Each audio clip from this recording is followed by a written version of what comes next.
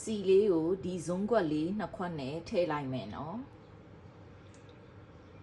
ကောင်းမြင်းဆန်ကိုပေါင်းဆန်ချိန်ကွက်နှစ်ခွက်နဲ့ဆေးပြီးတော့ရေစစ်ထားလိုက်မယ်နော်ရေကြိုစိမ်လေးရပါတယ်ရှင်စီပူလာရင်ကြက်သွန်ဒီပပဟီထားလေး3လုံးလောက်ထည့်ကြော်လိုက်မယ်နော်စနွေးမှုတ်လေးထည့်လိုက်မယ်ကြက်သွန်ဒီကြွတ်ခံနေကြရင်ကျမကပဇွန်ကြောက်စားခြင်းလို့ပဇွန်ကြောက်လေးထည့်လိုက်ပါတယ်နော်မထည့်လည်းရပါတယ်နော်ကျက်သွန်ဒီကြော်လေးတွေကျွတ်ရွလာပြီဆိုရင်ကျမကတော့တဝက်ဆယ်ထားလိုက်တယ်ပေါ့နော်တဝက်ကတော့အိုးထဲမှာခြံထားလိုက်ပါမယ်ရှင်ကောင်းမြင်းစေးထားတာလေးထည့်လိုက်မယ်နော်အရသာအပေါ့ငံထည့်ပါမယ်နော်ကျမကတော့စားလေးတစ်စုံထည့်လိုက်ပါတယ်ချိုမှုတ်လေးလည်းထည့်လိုက်တယ်နော်မထည့်လည်းရပါတယ်ဒါကတော့မိမိတို့အိမ်စိတ်ကြိုက်ပါရှင်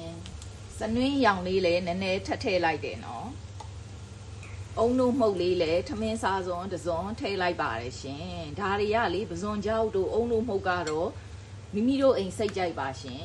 ဒါဒီတစိမ့်လေးထည့်ထားတာပါနော်ဓမ္မအောင်မှွေပြီးလိုက်ပါမယ်ကောင်းရင်းဆန်လေးလည်းမှွေပြီးတင်းလာပြီဆိုရင်ပေါင်းဆန်ချိန်ကွက်နှစ်ခွက်တည်ထားတဲ့အတွက်ရေကိုလည်းဒီပေါင်းဆန်ချိန်ကွက်နဲ့နှစ်ခွက်ထည့်မယ်နော်ကျမကရေကိုကြိုမစိန်ထားတဲ့အတွက်ဒီခွက်တစ်ခွက်စာလောက်ရေပူထည့်လိုက်မယ်နော်ရေကြိုစိန်ထားတဲ့လူတွေကတော့လေဒီကိုချက်မဲ့ဘူးတိုင်းကိုပဲစားတူထည့်ပါနော်ဖုံးလေးအုပ်ပြီးတော့လေမီးကိုအနေတော်လေးနဲ့ပဲတည်မယ်နော်ဥမာကျမရဲ့မီးဘိုကတော့မီးအား2000ပါတယ်ဆိုရင်ကျမ800လောက်နဲ့တည်တာပါရှင်ရေထည့်ပြီးတည်ထားလို့10မိနစ်လောက်ကြာမှာတော့ကောင်းရင်းဆန်လေးကဆင်းဆင်းလေးဖြစ်နေပါပြီရှင်ဒါပေမဲ့လေအနူးလေးနည်းနည်းလေးစိတ်ထဲမှာလိုနေတယ်ထင်လို့ကျမကတော့ဒီပေါင်းဆန်ချင်းကွက်တဝက်လောက်ကိုထပ်ထည့်ပြီးတည်ထားလိုက်အောင်မယ်နော်ကျမကြတော့နည်းနည်းအိလေးကြိုက်လို့ပါရှင်ရေထည့်ပြီးရင်လေအထက်အောက်တေချာမှွေပြီးတော့ငပြောရွက်လေးရှိရင်ငပြောရွက်လေးနဲ့အုပ်ပြီးတော့မီးကိုထပ်လျှော့ချလိုက်မယ်ပေါ့နော်နှက်ထားလေခမင်းကိုနှက်တဲ့အနေထားပေါ့ရှင်ကျမကတော့ငပြောရွက်လေးအုပ်လိုက်ပါမယ်အုပ်ပြီးတော့မီးကို600အနေထားလောက်နဲ့ဆက်တည်ထားလိုက်တော့မယ်ရှင်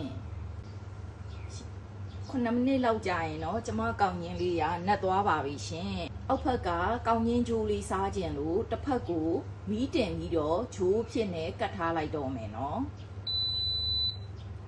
အပေါ်ကအဖုံးမအုပ်တော့ပါဘူးရှင်ငပြောဘက်လေးပဲအုပ်ထားလိုက်မယ်နော်